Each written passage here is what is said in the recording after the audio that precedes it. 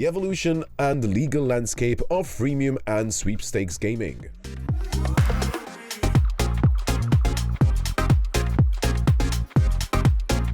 I was tempted to dance, but I'll spare you.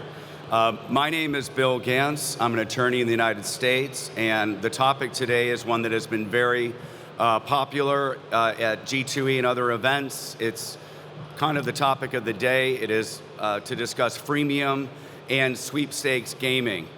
I have 10 minutes to go through an incredibly nuanced and important and active area of the law. I'm going to rip through it and see how much through I can get. If you want to have any questions or discuss this further, I will be sticking around over by the popcorn. All right. What is freemium gaming? It's kind of a mashup between basically free and premium games. Your basic product is free, and here in this model, it would be the gold coin games. This model has been around for a very long time, and in the space of freemium, or what people would call gold coin games, it's been around since about 2012. We're here to talk about social casino, and that is the game that's played using gold coins. The players can use the gold coins for free. They can also make a purchase if they wish, but they're not required to. And if they do, they can increase their balance of gold coins. Why do people do this? Because it is more fun. I think they think it's more fun to play with more coins. You can turn off advertisements. You can reach other layers of games, which is what it is called freemium or premium games. There are no prizes in freemium. You can only win more gold coins to continue playing. So let's take a look at it. This is what it looks like. You're playing a game with gold coins. It looks a lot like iGaming. And your balance, you can see here up in the top right, this one is 1.8 million gold coins. They have no value whatsoever. They can only be used to play this game. The nomenclature on these sites talks about betting. Here you can use your gold coins to play a freemium game, and you can see that there are different options. I like the part right at the bottom where it says, at low bets, all features are diminished. So basically, this is a standard freemium or premium model. If you want to play different games, if you want to play with more coins, if you want to unlock some of these benefits, you have to do that. You can buy coins up to $500 on the gold coin game if you wish to make a purchase. This is the market size, $7.73 billion in 2024. And it's projected to keep rising to 12.46. That's freemium.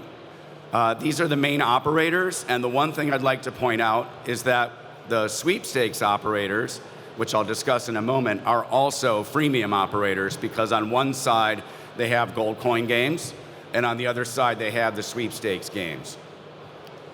The legal model for this is basically that the gold coins do not have any value. You never have to buy them. You never have to, if you run out, you never have to buy more. This important product in the United States is neither regulated and it's not subject to any type of licensure. These are just games for entertainment. They're available on Apple, Google, Facebook, and the internet. What is sweepstakes? So the sweepstakes operators, they've innovated and they've taken the gold coin product that has been around for a long time and they add a whole new layer of sweepstakes games. Well, how does that work? Those games are run separately. If you make a purchase of gold coins, again, you are not required to do so, you can get a bonus of the sweepstakes coins. Sweepstakes coins can never be purchased. And really the object is to play with the sweepstakes coins. If you accumulate enough of them, then you can redeem them for an actual cash prize. That's the difference between sweepstakes and freemium or gold coin games. This is what it looks like. This is the freemium side of a sweepstakes platform. You can see the yellow part is with the gold coins up in the top. You can also make a purchase. I don't know if you can see this, but if you make a purchase, which is the red, then it will tell you how many sweeps coins you can get. One of these boxes, or a couple of them, indicate that you do not get any sweepstakes coins. Many users don't even mess with the sweepstakes. They don't use it, so they don't care about the sweepstakes coins. And then if you move into promotional mode, which is the same game that I showed you up at the top, if you switch the switch over to the right, you're now playing with SC or sweepstakes coins. This is the size of the freemium plus sweepstakes model in the United States. These are all really rough numbers. I pull them from various data sources, but you can see it's a sizable industry. The legal model for sweepstakes. In the United States, any type of brand, product, or service can be promoted with a sweepstakes. So as long as you have a bona fide product, and here, for the sweepstakes, the bona fide product is the gold coin game. We know that gold coins alone are a real product because they account for a $10 to $12 billion industry. So that is the product that is promoted and sold on the sweepstakes site, provided that they are running properly. No purchase is ever necessary. Just like any other sweepstakes, you can write in and get free sweepstakes coins. And that basically free entry is the premise for legality of all sweepstakes, not just the ones on the sweepstakes platforms. Again, the freemium and the sweepstakes games are not regulated or subject to licensing. There are sweepstakes statutes and regulations in some states. These are really interesting because they're very underdeveloped. Almost no state says how you can run a sweepstakes. It doesn't say you have to put all the entries into a hat and pull one out by random. There are almost no states that have any restrictions on the way you can reveal a sweepstakes winner. There are a couple states that do. So in our analysis in the United States, operators that have a bona fide freemium product and they offer a bona fide alternative method of entry and give away sweepstakes coins in many different ways, they can use this type of sweepstakes reveal method in up to 45 states in the United States. Okay, you probably heard about cease and desist letters. There are 3 states, at least, that have issued cease and desist letters to some of the larger operators in the space. All these states have something in common. They are states which have authorized iGaming. Notably, some of the operators get the cease and desist letter, and rather than contest it, which they do have the right to do, they withdraw from the state. And we have seen that in a few states, including Michigan and Connecticut, with the departure of VGW, which is the largest operator in the space, accounting for about 50 to 60% market share. There's also what I call regulation by litigation, and that means enterprising plaintiffs, trial lawyers at class action firms and consumer firms have put pressure on this industry, not just sweepstakes. There are more suits against freemium operators than there are against the sweepstakes operators. These suits are being lodged against both forms of gaming. I was involved in the social casino litigation representing some of the defendants in Washington, and this litigation has done nothing but continue to spread, even though those cases were settled. These are the different types of theories. Mostly it's gambling loss recovery. 32 states allow that type of recovery. Under English common law, which America has mostly adopted, without a statute, there's no action. The Cater case, very important case. That really paved the way. The decision in that case really paved the way. And to make a long story short, the Ninth Circuit decided that because users had to make a purchase when they ran out of gold coins on a freemium-only site, that plaintiff stated a cause of action for gambling under Washington law. I know that's really boring. I'll talk to you incessantly about it later if you want to catch me, but it's not a merits decision, and this industry has not had a merits decision in a civil case yet. With the exception of Larson, that was a motion for summary judgment, and it followed Cater. But contrary to what you may hear, there have been no decisions by courts adjudicating either freemium or freemium plus sweepstakes to be unlawful. The decision of Cater led to some settlements. Continuous play, as I mentioned, is very important. You have to allow people to continue playing even if they run out of gold coins to comply. There's been a lot more litigation, as I mentioned, all over the country. I'm involved in quite a few of those states for quite a few operators. And contrary to popular belief, based on my direct experience with the lawyers bringing those cases, They really don't care about whether something is gambling or not. They want money. And in the Cater cases alone, that law firm tallied up almost $1 billion. That's $1 billion in fees for settlements. So their motivation is not altruistic, it is money. We also have mass arbitrations, and that is a kind of a new creature in the United States in which plaintiffs' lawyers are amassing 2,000 to 3,000 or 4,000 different claimants. Those are a real pain, but that's kind of where the industry is headed, because otherwise they have to bring a class action, which is prohibited by the class action waiver.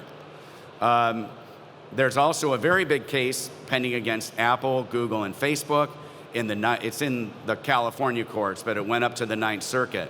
In this case, the same trial lawyers who made $1 billion in Washington cases are coupled up with a bunch of other lawyers, and they're suing Apple, Google, and Facebook for all of the revenue for all of the social casino apps that those platforms have carried. That's a big, big number. That case, it's very complicated, but Apple won on 2 theories. They lost on the theory that their sales of the social gold coins didn't render them immune from suit under Section 230 of the Communications Decency Act. And that went to the Ninth Circuit. And then the Ninth Circuit said, oh, well, we're not going to take the case. It's premature. So that case is back down in the lower courts. There are a lot of other theories in that suit, including RICO, which are civil RICO. That probably means almost nothing to everyone outside the United States, so I'm not going to go into it. And that case is basically moving along very slowly. And here's the schedule. The defendants are going to bring another round of motions to dismiss, and perhaps we'll have a hearing and maybe a ruling in that very important case. This is the most important case to follow in the United States, in my opinion. Lastly, I want to wrap up. I'm going a little bit over time, which I thought might happen, but the hook hasn't come. But I am wrapping it up. I'm on the last page. Don't get the music out again or anything. All right. One of the things that I was supposed to talk about today is how can you optimize your compliance and risk management either as a freemium or a freemium and sweepstakes operator. I think almost all of these go for both types of platforms. You need to have a bona fide continuous play method. I discussed that earlier.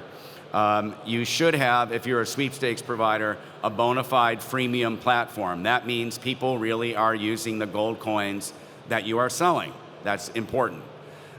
You need to have a bona fide alternative method of entry, meaning you do honor requests for free coins. You need to have multiple, or you should have, in my recommendation, multiple ways in which to get free sweeps coins, not just writing in. You need to have player safety policies if someone starts spending a lot. You should have KYC and user verification. You should have geolocation and VPN. If this sounds similar to real money iGaming, this is how you should properly run a platform. Number one reason might be self-serving. The better you run your platform, the fewer chargebacks you're going to have, and the more profit you're going to have. You're not going to end up in the penalty box with a payment processor, just like any other form of gaming. You should have self-exclusion and limitation functions if somebody wants to limit their play or shut their account. You need to have a good terms of use and click wrap so you can protect yourself to the maximum regarding all that litigation I talked about. You should have official sweepstakes rules. You should have a good arbitration agreement, and I would specify jams based upon the way that the mass arbitrations are being administered. I don't care for the way AAA is doing it. You can quote me on that if you want. And then there's the arbitration AML policy. That can be quite simple. And then you need to think about the choice of law that you're going to specify, whether if you choose Delaware or California or whatever state, it can have an impact on claims against you in litigation. And lastly, there is a trade organization that has surfaced for this freemium and sweepstakes industry. I highly recommend you check it out. It's a very well-run organization, and it's called the Social and Promotional Gaming Association, or the SPGA. That's all. I went a little over time. Thank you for bearing with me. I didn't think I'd get done this quickly, but I had enough coffee this morning. Thank you so much. Thank you. Can we please have a huge round of applause for